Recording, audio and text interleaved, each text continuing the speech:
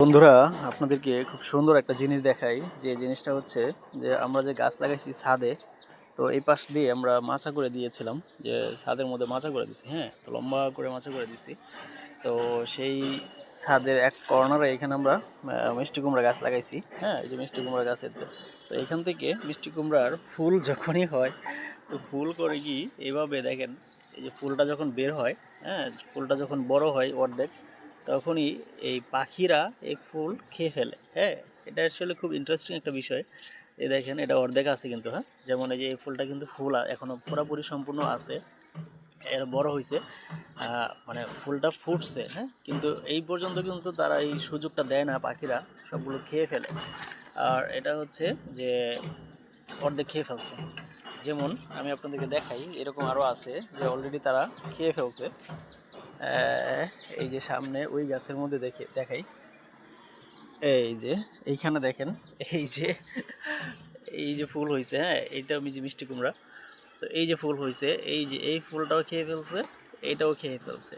তো খুবই ইন্টারেস্টিং একটা বিষয় যে পাখিরা আসলে মিষ্টি কুমড়া গাছের যে মিষ্টি কুমড়ার ফুল হয়, সে ফুল খেয়ে ফেলে। এই যে এখানেও ঠোকর দিছে। হ্যাঁ, তো এই ফুলগুলো মানে দেখতে কিন্তু খুব সুন্দর লাগে। এই যে দেখেন, জাস্ট একটা মানে এত কালার, ইয়েলো কালার, দারুণ।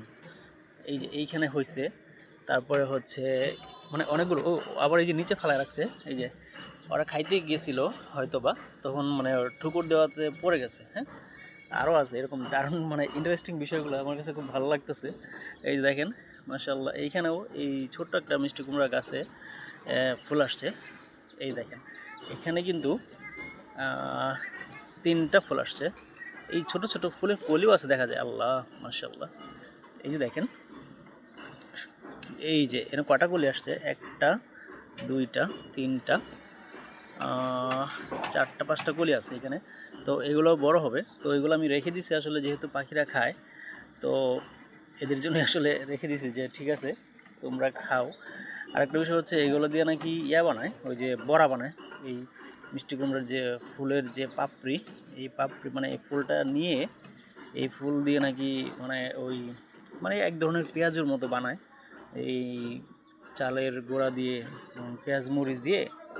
তো এটা নাকি আসলে খুব সুস্বাদু। আমি আসলে জানি না তো যে আসলে হয় কি না। এই যে আমাদের এইখানেও আছে, এই যে এইখানে আছে, ওই যে এইখানে হয়েছে। তো মাশাআল্লাহ, এই যে এইখানেও অনেকগুলো ফুল ছিল, ওই ওই ফুলটাও খেয়ে ফেলছে দেখেন। আর আপনাদেরকে দেখাচ্ছি, এই যে এই ফুলটাও কিন্তু অর্ধেকটা নাই। হ্যাঁ, এই যে অর্ধেক আছে, অর্ধেক নাই, এটাও তারা খেয়ে ফেলছে।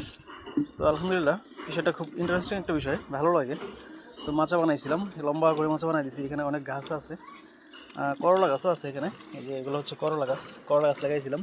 ও মাশাআল্লাহ, এখানে যে করলা হয়েছে, এই যে একটা করলা হয়েছে, এই যে মাশাআল্লাহ, করলাটা বড় হবে। আবার শসা গাছও আছে, এই যে শসা গাছ। মানে মোটামুটি এদিক মাচা করে দেওয়ার কারণ হচ্ছে যে আমরা চাই নাই যে ছাদটা নষ্ট হোক, উপরের দিকে যাতে খোলা থাকে, খোলামেলা থাকে, রোদ ভালো লাগবে। তো এই হচ্ছে বিষয়, আপনাদেরকে দেখাইলাম। Thank you.